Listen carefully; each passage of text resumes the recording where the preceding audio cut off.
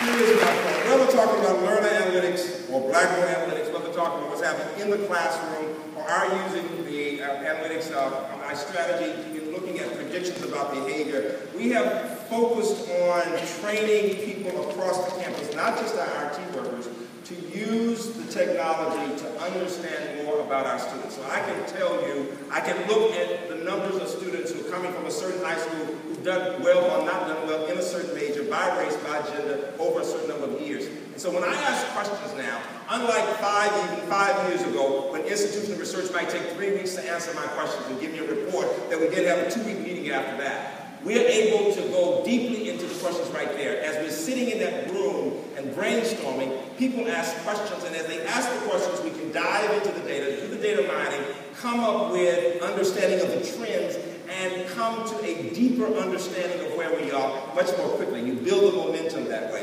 What it has led to is increased retention rates, a better understanding of our students, greater appreciation of the confidence you get as you're able to show people how the trends relate to others. And finally, a greater appreciation of how we can be much better than we are.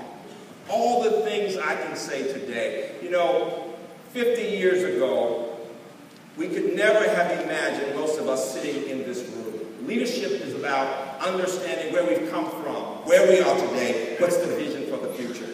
It is just by chance that 50 years ago, starting now, as we begin this next academic year, I was in the 9th grade in Birmingham, and I had this privilege of hearing this man talk about the fact that maybe one day we would be in a country where little black children could go to the best schools. And I was so excited, because I was this fat little kid loving math and Blueberry Pie, and I wanted to go to the best school. And he said if they would just come and march in this demonstration, it'll show America that even children understand the importance of civil rights, of having a chance to go to good schools. And I was determined to go. I begged my parents to let me go, and I led these kids, and we spent this week in jail. And what he said was,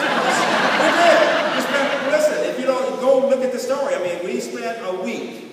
We marched. All I did was to lead children from the church to City Hall, and the police commissioner said, what do you want?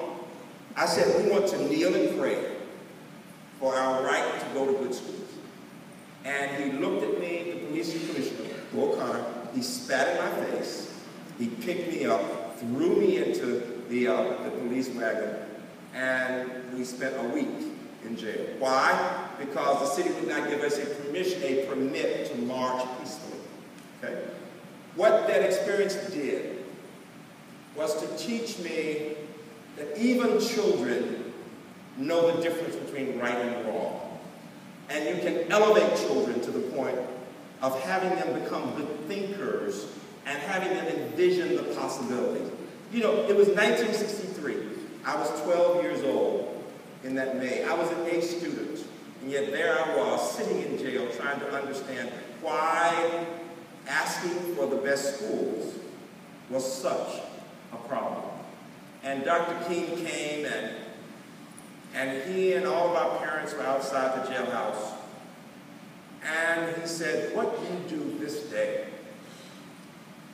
will have an impact on children yet unborn.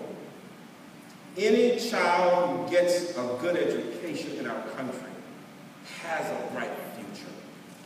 The challenge we face, what makes our work so noble, is that we have the opportunity, we, those who have reached a goal, who have had dreams fulfilled, we have the chance to say to our institutions, this is a great country, a country that has seen large numbers of people for the first time going to college. If you've not read the book Freedom from Fear, 1929 to 1945. People said the world was coming to an end. Somehow America would never be great again. Wall Street versus Main Street. Everybody was questioning Congress. Congress couldn't get it together. And somehow the president at that time, President Roosevelt, said, no, we must keep the optimism because it is a great country.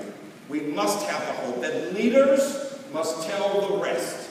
We can do this. And he was determined to bring veterans into higher education, and that led to the Higher Education Act of 1965. And all of your family said, send your kids to college, and that's where we are today as a growing middle class. We must believe we can have the strength of a Roosevelt to make all the difference in the world, because But it is up to us with our leadership, with our technical skills, with our understanding of all that history to say America is great and can be even greater than ever before. I challenge you to watch your thoughts, they become your words. Watch your words, they become your actions. Watch your actions, they become your habits.